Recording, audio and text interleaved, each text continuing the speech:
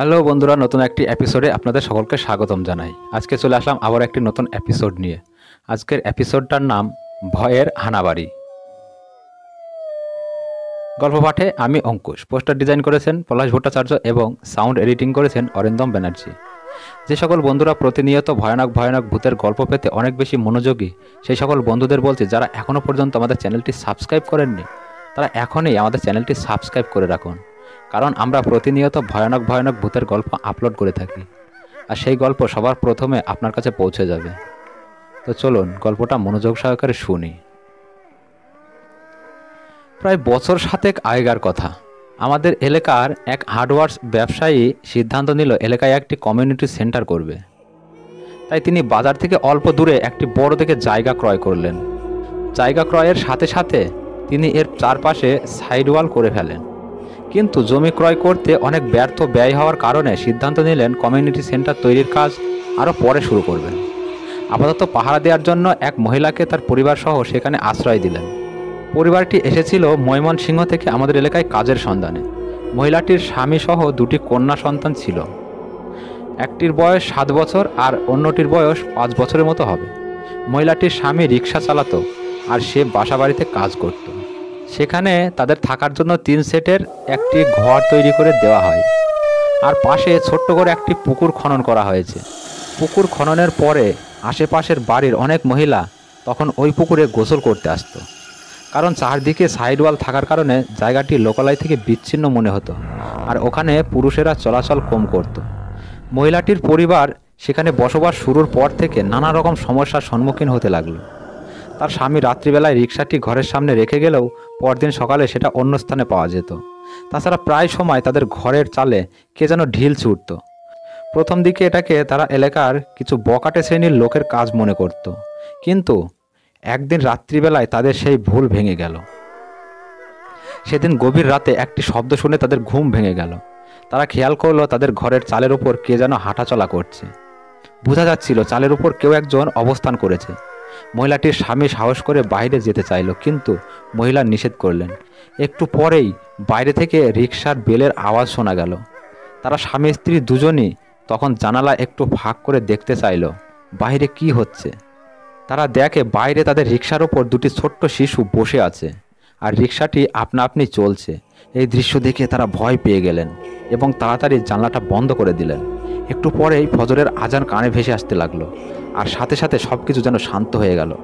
পরদিন সকালে এই ঘটনা তারা এলাকার এক বুজুর্গ আলেম সাহেবকে জানালো।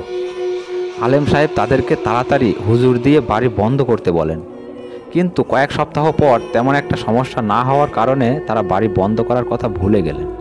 এবারে কয়েকটা সপ্তাহ পার হওয়ার পরে একদিন গভীর রাতে ওই মহিলা স্বপ্ন দেখে তিনি ঘরের সামনে থাকা পুকুরটির পাড়ে দাঁড়িয়ে আছে। আর ঠিক সেই সময় হঠাৎ করে পুকুরের মাঝখান হতে পানি বুট বুট করে ফুলে উঠতে লাগে। এর কিছুক্ষণ পরে পুকুরের তলদেশ থেকে 2টি ছোট্ট শিশুর লাশ ভেসে ওঠে।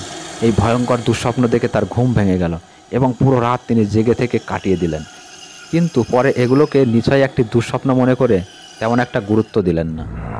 এর কিছুদিন পরে তিনি আবার স্বপ্নে দেখলেন তার ঘরের সামনে 2টি লাশ পড়ে আছে আর তিনি বিলাপ করতে করতে কান্নাকাটি করছে, কিন্তু এবারও এটিকে তেমন গুরুত্ব দিল না। একদিন সকালে মহিলাটি ও তার স্বামী কাজ করতে বাইরে চলে গেলেন। তাদের মেয়ে 2টি তখন বাড়িতে ছিল। সেই দিন দুপুরে গ্রামের অন্যান্য মহিলাদের সাথে তারা 2 বোনও গোসল করতে পুকুরে নামলো। সবাই গোসল সেরে উঠে গেলেও তারা 2 বোন তখনও পুকুরে সাঁতার কাটছিল। একসময় গ্রামের মহিলারা সবাই যে যার বাড়িতে চলে গেল। বিকেলের দিকে মহিলাটি বাড়ি ফিরে এসে দেখে তার মেয়ে 2টি ঘরে নেই। রান্নাঘরে গিয়ে দেখে রান্না করা ভাত পাতিলে পড়ে আছে। একসময় চারদিকে সন্ধ্যা ঘনিয়ে আসে, অথচ তার মেয়ে 2টি এখনও ফিরে আসেনি। এবার তিনি আশেপাশের বাড়িগুলোতে খুঁজতে বের হলেন, কিন্তু কোথাও তাদের খুঁজে পেলেন না।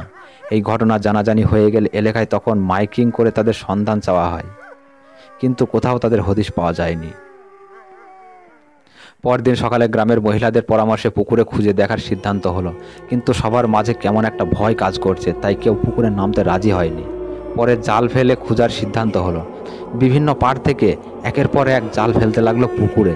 ঘণ্টাখানিক চেষ্টার পর একসময় মেয়ে 2টির লাশ জালের সাথে ভেসে ওঠে। পরে কিছু লোক গিয়ে লাশ 2টিকে জল থেকে উপরে তুলে আনে। এই ঘটনার পরেই সর্বহারা সেই মহিলাটি।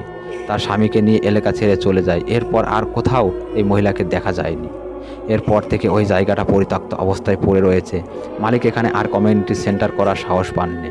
কিন্তু এবার ঘটল এক অন্যরকম ঘটনা। বিশু নামের এক লোক এলো আমাদের গ্রামে কাজের সন্ধানে। তার সতেজ শরীর আর বিশালাকার পুরুষ্ট শরীর দেখে মালিক তাকে বেশি বেতন দেবার কথা বলে তার জমি পাহারাদারি করতে বলল। সেও এক কথায় রাজি। তার তিন কুলে কেউ ছিল না, একা মানুষ, বেতন বেশি, তাই আর দ্বিতীয়বার ভাবল না। সে তার মতো করেই ওই জমিতে থাকতে শুরু করলো।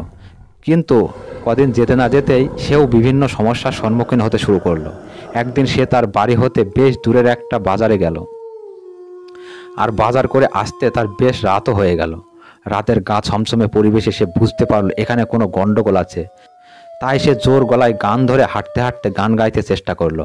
কিন্তু কিছু দূর আসতেই সে বুঝতে পারলো তাকে কেউ অনুসরণ করছে।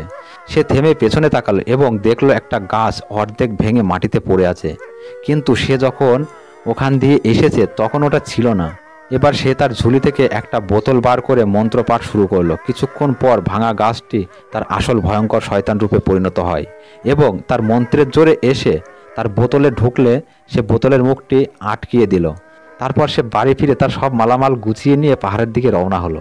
পরে জানা গেল সে ছিল একজন মন্ত্রসিদ্ধ সাধু। গ্রামে দুটি শিশুর এইরকম ভয়ঙ্কর মৃত্যুর কথা শুনে সে এসেছিল এই ভয়ঙ্কর শয়তানকে বন্দি করতে। আজকের গল্পটা এই পর্যন্তই। বন্ধুরা, গল্পটা কেমন লাগলো আমাদের কমেন্ট করে জানাবেন। গল্পটা যদি আপনাদের এতটুকু ভালো লেগে থাকে তাহলে বন্ধুদের মাঝে শেয়ার করে বন্ধুদের একটু শোনার সুযোগ করে দেবেন। নমস্কার।